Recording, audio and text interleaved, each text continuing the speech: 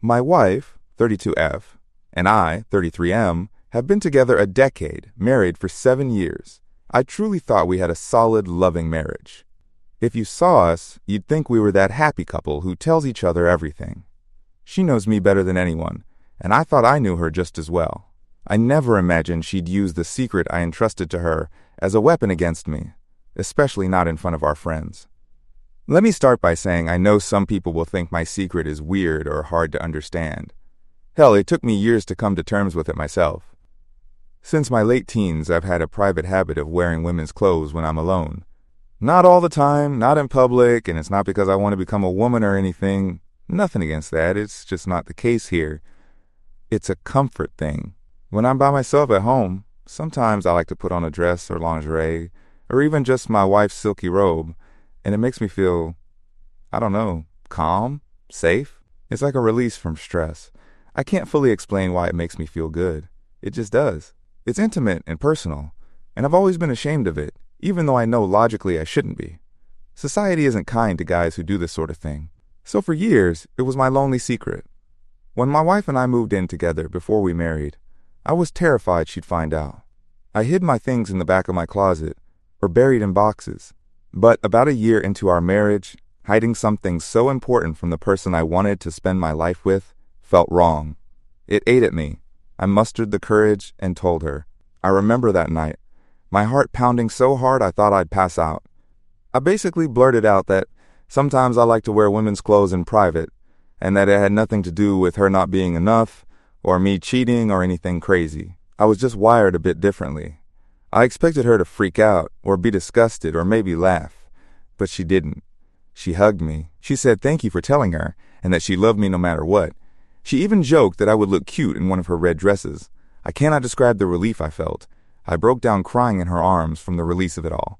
She was so kind and understanding about it back then. From that point on, I felt like, okay, this is my person, my ride or die. I trusted her completely. She became my safe place.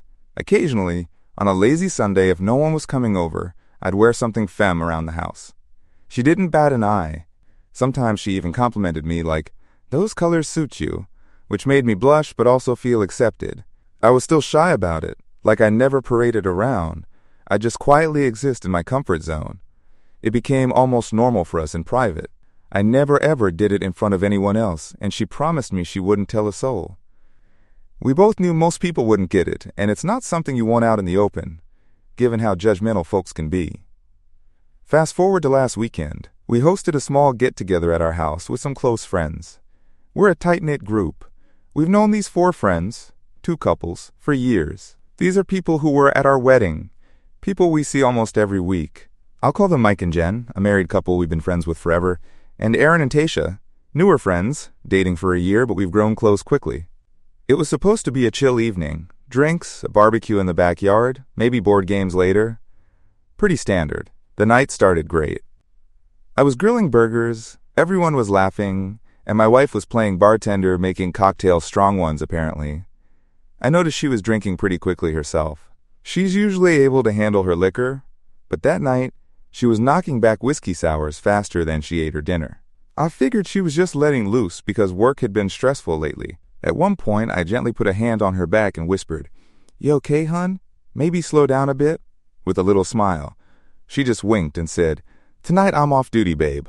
I want to enjoy." I didn't want to be a buzzkill, so I let it go. We were home, no driving to worry about, and everyone was having fun.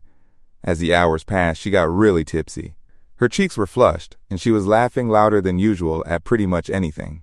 Around 11 p.m., we all moved inside to the living room to play a game of Cards Against Humanity. If you've played, you know it can get silly and raunchy. We were all pretty buzzed by then, though I had slowed down drinking to make sure I could clean up later and be the responsible host. My wife, though, she was drunk, slurring words, giggling uncontrollably at Jen's card answers, draping herself on my shoulder. I was amused, but also a little worried she might feel sick. I was sitting on the couch, my arm around my wife, with Mike and Jen on the love seat, and Aaron and Tasha on the floor by the coffee table. The conversation drifted away from the game at some point. We started talking about Halloween costumes, of all things, since it's coming up in a few weeks and someone joked about couples costumes. Tasha teased Aaron, saying, Erin would rather die than wear a dress, even for a laugh. And then it happened. My wife, in her drunken haze, blurted out, "Oh, Erin, you wouldn't look bad in a dress. My husband wears them all the time." Just like that. With this goofy grin on her face like she had just told the funniest joke in the world. Time froze. I felt my stomach drop as if I were on a roller coaster. My heart just stopped. The room went dead silent except for the music we had playing softly in the background. Ironically, Wonderwall was crooning "Save Me" in the silence. Our friends all stared in stunned silence. Jen even let out a short, nervous laugh, like she thought it might be a joke, but it died immediately when she realized it wasn't. Nobody else even moved. I could feel heat flooding every inch of my skin. I probably went bright red. My mouth opened, but nothing came out. I must have looked like a fish gasping for air. I remember hearing my own pulse thudding in my ears. My wife was still swaying next to me, oblivious to the nuclear bomb she'd just dropped. She actually giggled and added, "He loves prancing around in my lingerie, don't you, babe?" And she gave me this playful nudge like, this was cute and funny. I swear, in that moment I felt like I was outside my body watching a nightmare unfold. This couldn't be real. She wouldn't. She promised. It was supposed to be just between us. Everyone was still staring. Jen's nervous smile had vanished. Mike looked completely awkward and alarmed, like he expected me to explode. Erin was avoiding eye contact by suddenly becoming fascinated with his beer bottle. Tasha had her hand over her mouth like, "Oh my God." I finally managed to mutter, "What the hell, Amanda?" Not her real name, but let's use Amanda. My voice sounded hollow to my own ears. She just looked at me, blinking slowly as the drunken fog maybe started to clear enough to realize what she'd said. "What?" she slurred, still chuckling. "It's true, baby. It's funny. They don't mind." I couldn't even process words. I gently but quickly moved her off me and stood up. My legs were shaking. I nearly fell over when I tried to stand. "Excuse me," I mumbled, voice barely audible, and beelined into the kitchen, the next room over. I needed a second away from all their eyes. I felt like I was going to be sick. In the kitchen, I gripped the counter and leaned over the sink, my knuckles white. My ears were ringing. I was breathing like I'd run a marathon, just gulping air, trying not to puke or cry or both. In the living room, I could hear murmurs. I caught someone saying something like, maybe it was time to call it a night, and one of the girls asking my wife, "Why would you say that?" Not accusatory, just shock. Then I heard my wife yell, "It's fine. He's not mad. He's just being dramatic," followed by a sloppy laugh. That tipped me over the edge. Dramatic? I saw red. My hands were trembling with anger and humiliation. Without thinking, I stormed back into the living room. Everyone went quiet the second I reappeared, like they were kids caught gossiping about me. My wife was half slumped on the couch now, looking confused and annoyed. "Why would you say that?" I demanded. My voice was low, tight. I was trying not to outright scream. My throat felt like it was closing up. She rolled her eyes at me. Actually rolled her eyes, like I was the one making a scene. "Oh, come on," she said, waving her hand like I was being ridiculous. "It's not a big deal. They're our friends. Nobody cares." I cut her off, voice rising. "It is a big deal." I could feel my composure crumbling, my words starting to tremble. "You had no right." My voice broke. No right to tell them that. At this point, Mike jumped up with his hands out like he was trying to calm a bar fight. I know he meant well, telling me to relax, but it only pissed me off more. By now, everyone was awkwardly shuffling and clearly looking for the exit. My wife stood up, wobbling, and the look on her face still haunts me. She looked annoyed and embarrassed, as if I were embarrassing her. "Jesus, why are you freaking out?" she snapped. "I said it as a joke. They were joking about dresses and stuff. Lighten up." Then she actually laughed again and slurred. "You always said it wasn't a big deal, right? So why hide it?" I felt something break inside me. Some last thread of patience or sanity just snapped. I let out a short, bitter laugh that immediately turned into a choking sob I had to swallow down. "Not a big deal? Are you serious?" I stared at her in disbelief. "It was a big enough deal that I kept it secret my whole damn life until you. I trusted you." She was shaking her head, stumbling. "Babe, you're overreacting," she mumbled. I realized then that trying to have this conversation with her in front of our friends, while she was plastered, was useless. And honestly, I was done being on display like some freak show. I turned to our friends and somehow croaked out that I was sorry and just couldn't do this right now. I couldn't even look at them. They got the hint and quickly grabbed their stuff. There was a blur of awkward mutters like, "It's okay and we'll talk later," as they shuffled out the door. The moment the door closed behind them, I lost it. I unleashed on her. I honestly don't even remember exactly what I yelled. Something about, how could she do this? That I'd never forgive her. I know I even snarled, "What the fuck is wrong with you?" which is so unlike me, but I was just destroyed. She started crying, blubbering that she was sorry. She didn't know why she said that. It just came out. She was drunk. She fucked up, etc. In that moment, it felt more like she was upset because I was mad, not because she grasped what she actually did. Her words were a slurry mess. I couldn't take it anymore. I grabbed my keys and left the house. I needed air, needed to not be near her. As I stormed out, she yelled after me, "Where are you going? You're really gonna leave?" "It's 1 a.m. I didn't answer. I slammed the front door behind me and got in my car. I didn't even know where I was going. I just drove. With no destination, while my phone buzzed nonstop with her trying to call. I ignored it. Finally, I pulled into an empty strip mall parking lot and parked. Then I just broke down. I screamed until my throat burned and pounded the steering wheel until my hands were sore. I cried harder than I think I ever have in my life. That night, it felt like I'd lost everything. My privacy, my dignity, and the one person I thought had my back. After what felt like forever, I finally checked my phone. I had dozens of missed calls and texts from my wife. Her messages were all over the place, pleading for me to come back and saying she was sorry, then insisting it wasn't a big deal and begging me to talk, then angry that I left, then back to apologizing, saying she didn't know why she said it and swearing she'd never hurt me on purpose. I didn't have the will or energy to respond. I got back home around 2:30 a.m. The house was silent. She was passed out on the couch with a half-empty water bottle and a piece of bread on the floor next to her. Her makeup was smeared and her eyes were puffy. She'd been crying. For a moment, I felt a pang of pity seeing her like that. But then I remembered what she had done, and that pity turned back into anger. I went to the spare bedroom and collapsed onto the bed, exhausted, heartbroken, still in disbelief. I didn't bother to wake her or move her. I barely slept an hour, if that, replaying the events in my head on an endless loop. Every time I closed my eyes, I'd see their faces staring at me or hear her drunken voice, mocking something so personal to me. In the morning, I woke up to her knocking softly on the door. For a few seconds, I actually forgot what had happened, and then it all came back like a punch to the gut. I didn't answer her knock. She cracked the door open and peeked in. She looked wrecked. Hair a mess, yesterday's clothes, eyes red and glassy. "Hey," she croaked, "can we talk?" I just stared, feeling hollow. "I'm not ready to talk. Not yet," I said quietly. She nodded and started crying again. Through the door, she said, "I'm so sorry." Then she rambled. "I was drunk. I was stupid. I don't even know why I said that. It was so wrong. I'm an idiot. Please, I'm sorry." She stepped in like she wanted to come hug me. I held up my hand to stop her. "Just give me some space," I choked out. My voice literally cracked on space. I couldn't even bear to be near her. The hurt is too deep. She looked crushed, but she respected it. She just nodded, whispered, "Okay, I'll be here when you're ready," and backed out.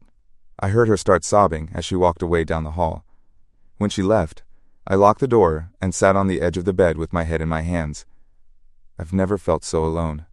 The person I'd normally turn to when I'm hurt is the person who hurt me this time. And not in a small way. She shattered my trust. I don't know if I can ever confide in her again, about anything, let alone the thing she just broadcasted. Later that morning, I checked my phone and saw a bunch of messages, not from her this time, but from our friends. In our group chat, Jen had written, "Hey, we got home safe. We love you guys. That was, a wild night. Let's talk tomorrow, okay?" Then I saw separate, private messages. Mike wrote me, "No judgment from us, promise. We're here if you want to talk." Even Tasha sent me a kind note. saying they were there for me and there was no judgment. Reading those made me break down, crying all over again. It was a relief they weren't mocking or shunning me. One of my worst fears, that they'd think I'm a total freak, didn't come true, at least not outwardly. But it was still mortifying. These are my buddies, and now this is out there. Even if they don't judge me, things feel like they'll never be the same. How can I ever hang out with them normally again, knowing what they know? I spent all of Sunday avoiding my wife. She mostly stayed in the living room or occupied herself cleaning in a daze. We kind of orbited around each other in silence. She looked broken and afraid to approach me unless I initiated. I was not ready to face her or that conversation. I still haven't even had the courage to really sit down with her and ask the one question that keeps haunting me. Why? Why would she do that to me?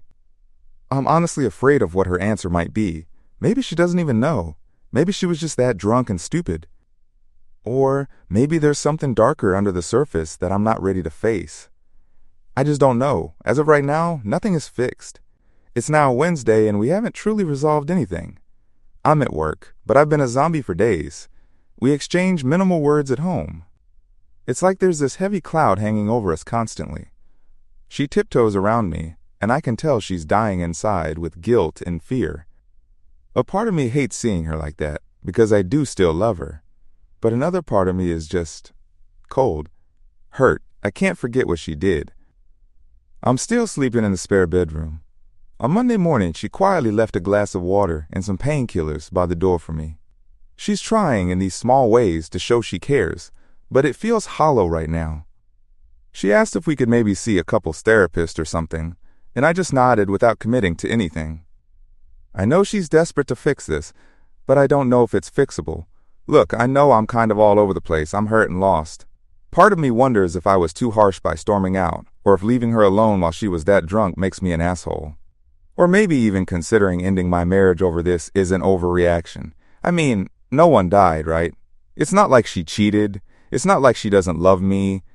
But then I think of how I trusted her with everything, how vulnerable I was when I told her my secret, and how she just laughed and blurted it out like it was nothing. That feels almost unforgivable. Would you be able to forgive something like this? Be honest. Would you ever trust your partner again if you were me? I keep going back and forth. One minute I miss her and remember she's human and we all mess up. The next minute I feel this wave of rage and think, no, screw this, I deserve better. I haven't yelled at her since that night, besides that initial blow-up, but inside I'm still screaming, and I'm so damn sad. I don't think I've gone a single day since without crying at least once when I'm alone, which is so not me. I haven't even decided if I'm definitely going to post this, or if it's just me venting to the void. But if I do, what do y'all think? Am I the asshole for how I reacted and for not forgiving her yet? Am I overreacting to a drunken mistake? Or am I right to feel this betrayed? Would you have walked out too? Would you have stayed? I genuinely need some perspective here, because I can't trust my own emotions right now. Thanks for reading this far. I'm a mess, I know. I don't know what to do anymore. Update 1. Wow, I did not expect so many people to read and respond to my post. Thank you all for the support and advice. The consensus was that I'm not the asshole, and that my wife's actions were a huge betrayal. Many of you said trust would be hard to rebuild, though some suggested trying therapy if she was truly remorseful. It helped just to know I wasn't overreacting or crazy for feeling so hurt. For the first few days, we mostly avoided each other. The silence in the house was brutal, but I knew we couldn't keep that up forever. After a couple days, I finally sat her down and told her I needed to know why she did what she did. I told her plainly how deeply she hurt and humiliated me, and that I needed to understand her reasoning. She admitted that even though she acted supportive when I first came out to her, deep down she had been struggling to accept it. My wife grew up in a conservative household, and as time went on she developed a lot of anxiety, confusion, and even some resentment about my secret. She said she never wanted to burden me with that, or make me feel ashamed, so instead of talking to me, she confided in her best friend, Jen, a couple months ago. Jen was actually the only person who knew besides us, and to her credit, Jen never told anyone else. My wife vented to Jen about her fears and discomfort, wondering what my cross-dressing meant about me or our marriage, and Jen apparently advised her to maybe talk to a therapist. But my wife didn't do that, and she also kept avoiding talking to me. By the night of our party, all those bottled-up feelings and the stress of hiding them had reached a breaking point. She said that day she'd been reminded of it. She saw some of my clothes in the laundry, which stirred up her anxiety, and then she drank way too much at the party instead of dealing with her emotions. When the jokes about wearing dresses came up, she had a lapse of judgment of epic proportions. In her drunk, messed up state, she blurted out my secret. She told me that on some subconscious level, she might have wanted it to come out because she was tired of keeping it in. But she never meant to do it like that, and she deeply regrets it. She said she hates herself for hurting me and betraying my trust. She kept saying how much she loves me and that I'm the same man she married, and she begged me to give her a chance to make it right. As for me, I had a tornado of emotions. I was furious that she hadn't talked to me or a therapist and that she told Jen behind my back.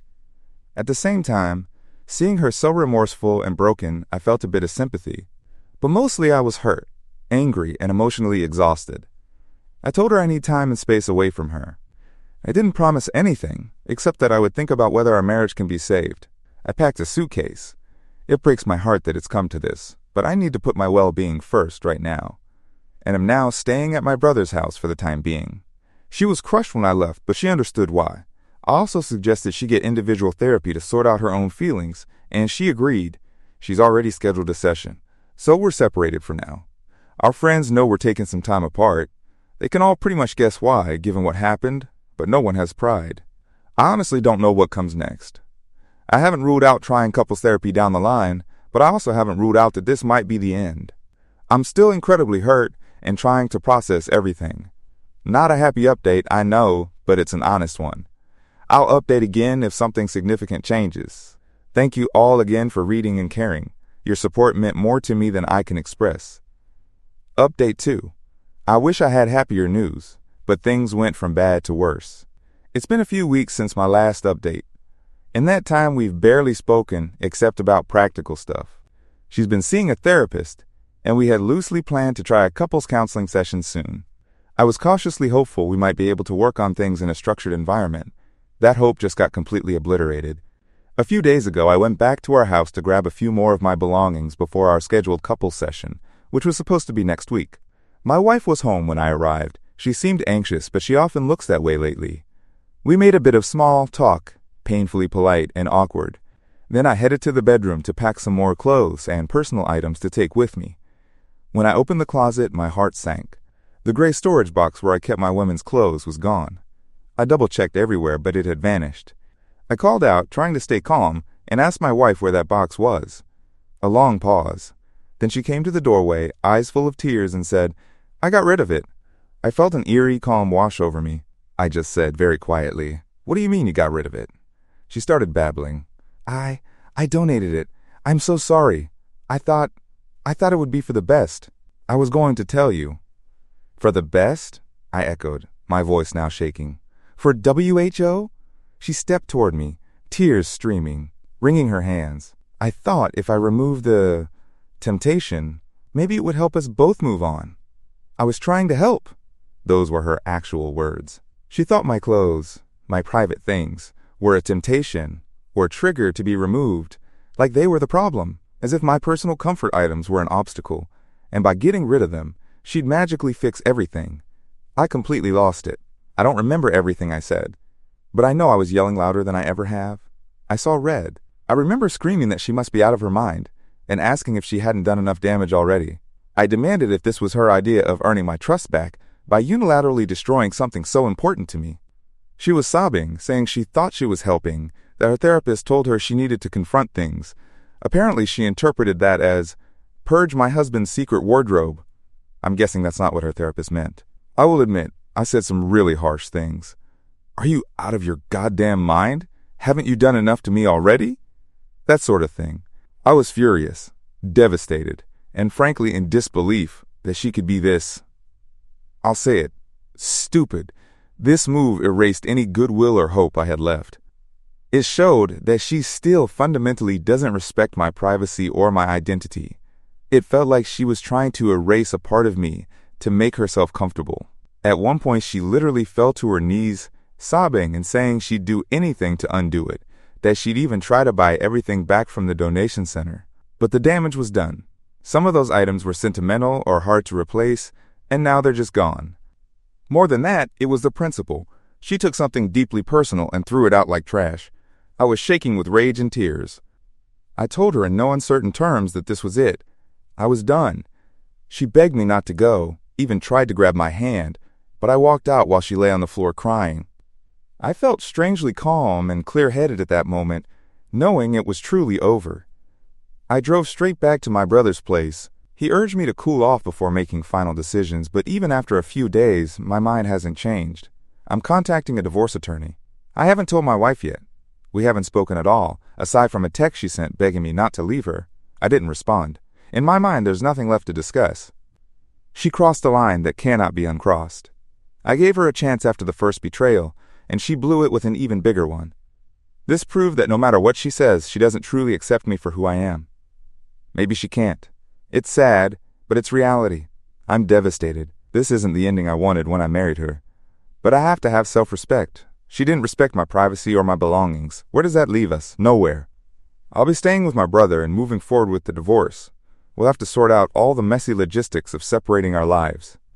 Our friends will inevitably hear that we're splitting up. I doubt it will shock any of them, and frankly, I don't care who knows the details at this point.